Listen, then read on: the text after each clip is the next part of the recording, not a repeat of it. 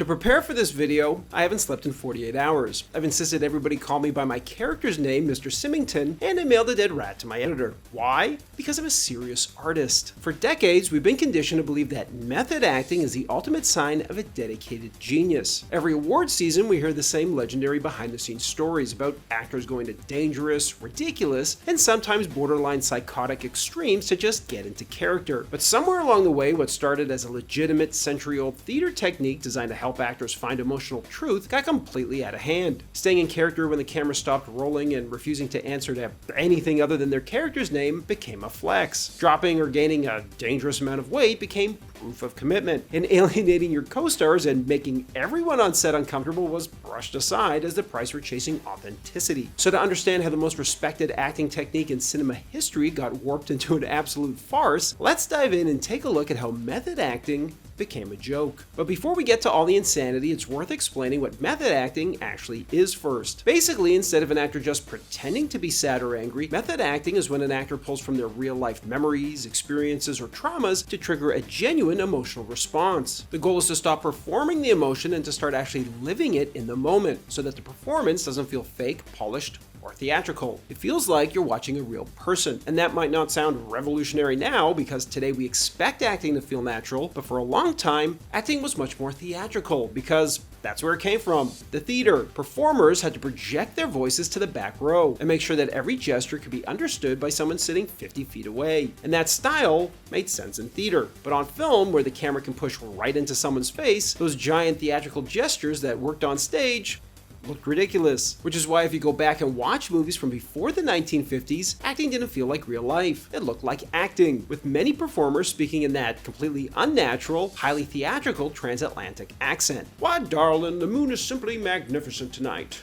Don't you agree? Who talks like that? Well, almost everybody until Marlon Brando showed up. If you go back and watch A Streetcar Named Desire today, it's a surreal experience, because almost everyone in the cast is still doing that classic theatrical stage acting. But then Brando walks on screen, and it's like a time traveler from a modern movie got dropped onto a 1950s set. He mumbles, scratches himself, interrupts people, talks over them, eats, sweats, and moves around the apartment like he actually lives there. And for audiences at the time, that was mind-blowing. Suddenly, acting stopped feeling like a rehearsed presentation and started feeling like you were secretly eavesdropping on real people. And for the actors who followed in Brando's footsteps, that became the ultimate goal. However, the next generation of method actors weren't content to simply follow Brando's lead. They took method acting to the next level. Instead of just drawing on emotional memories to make their performances feel more natural, they were physically altering their bodies and their lives to get closer to the characters they were playing. For Taxi Driver, De Niro lost 35 pounds, secured a New York City cab license, and drove real 12-hour shifts through the streets at night. While this might sound ridiculous, it was actually research. When you watch the movie, he doesn't look like an actor who climbed into a cab for the first time on the first day of shooting, awkwardly pretending to know where everything is. He looks like someone who sat in that seat before. He knows the routine, the boredom, the loneliness of those long hours, and what it feels like to be completely invisible to the people sitting in the back seat. That's the method working the way it's supposed to. It's about using immersion to make performances feel less performed. Likewise, for Serpico, Al Pacino didn't just show up to set and play a cop. He rode around with them before production and spent a month living with the real Frank Serpico, becoming so immersed that one night he even attempted to arrest a truck driver for emitting too much exhaust. Then in Dog Day Afternoon, where Pacino plays a desperate man trying to rob a bank, only for the whole thing to spiral into a hostage crisis, he intentionally deprived himself of sleep,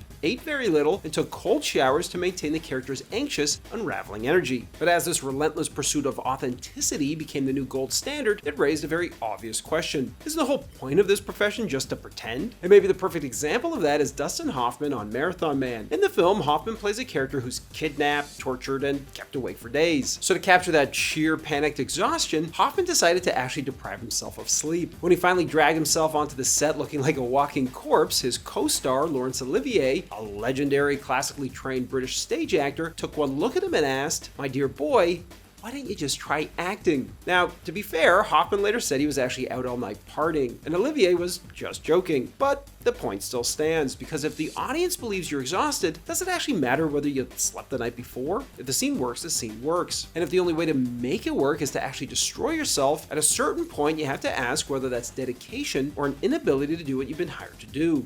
Act. Not long after, De Niro would take method acting to the extreme in Raging Bull. To play middleweight boxer Jake LaMotta, De Niro entered into 3 professional boxing matches. Not only that, he actually won 2 of them. And then for the second half of the film, where LaMotta is older, washed up, and overweight, production shut down for 4 months so that De Niro could fly to Italy, eat his way across the country, and gain 70 pounds of fat. Afterwards, his breathing became so labored that Scorsese was genuinely terrified for De Niro's health and rushed to finish the rest of the movie. The result would be an all-time great performance that De Niro would win an Oscar for, but by awarding him for that extreme physical transformation, Hollywood set a precedent that would cause the entire idea of method acting to go off the rails. Enter Christian Bale. For The Machinist, Bale went on a grueling diet consisting of an apple, water, and a single cup of coffee a day, eventually dropping over 60 pounds. When he showed up to set, he looked like a walking skeleton. Unfortunately, unlike De Niro, Bale wasn't even nominated for an Oscar, which became a jarring reality check. Extreme physical transformation had become so normalized that destroying your body for a role was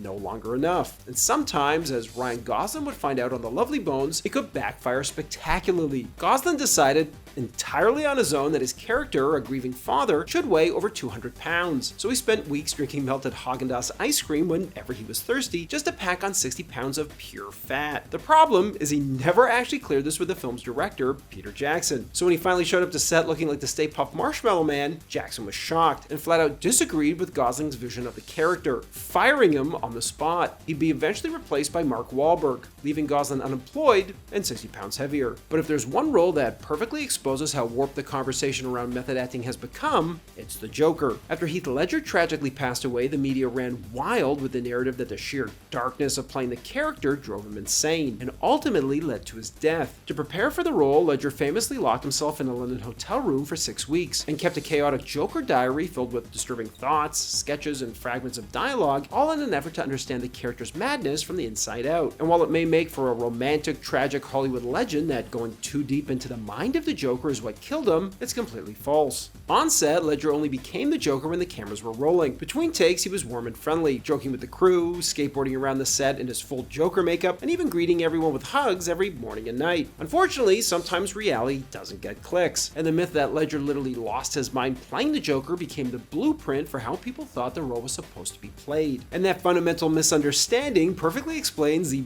absolute circus that was Jared Leto in Suicide Squad. On set, Leto not only never broke character, but made everyone call him Mr. J. Without permission, he cut a chunk out of Margot Robbie's eyebrow on the first day of shooting, and sliced 2 feet off of Karen Fukuhara's hair. But the real insanity was the gifts he gave his castmates. Margot Robbie got a live rat, Will Smith got bullets, and the rest of the cast were allegedly sent sexually explicit and wildly inappropriate items that sounded less like method acting and more like evidence in an HR investigation. Now, the sad thing is, this probably all would have been forgiven if Leto had turned in an Oscar-worthy performance, but he didn't. And because the performance didn't justify the behavior, it exposed the whole problem with modern method acting. If the work is brilliant, your behavior is celebrated. If the work is terrible, the exact same behavior suddenly looks ridiculous. And that brings us to Jim Carrey in Man on the Moon, because Carrey basically did the version of this that actually worked. To play Andy Kaufman, he famously stayed in character throughout production, refused to answer to his own name, ignored direction, antagonized people on set, and drove director Milos Forman absolutely insane. The difference is Carrey actually gave a great performance and won a Golden Globe for it. But does that really justify his behavior? Because years later, after watching the documentary about Carrey's process, fellow actor Timothy Olyphant called Carrey's method acting pretentious and narcissistic. And honestly, it's hard to argue with him. When De Niro drove a cab, he was trying to understand the isolation and routine of his character. When Pacino rode with cops, he was trying to understand the daily reality of police work and what it felt like to operate inside that world. But what emotional truth do you find by sending sex toys to your castmates like Leto did on Suicide Squad? The answer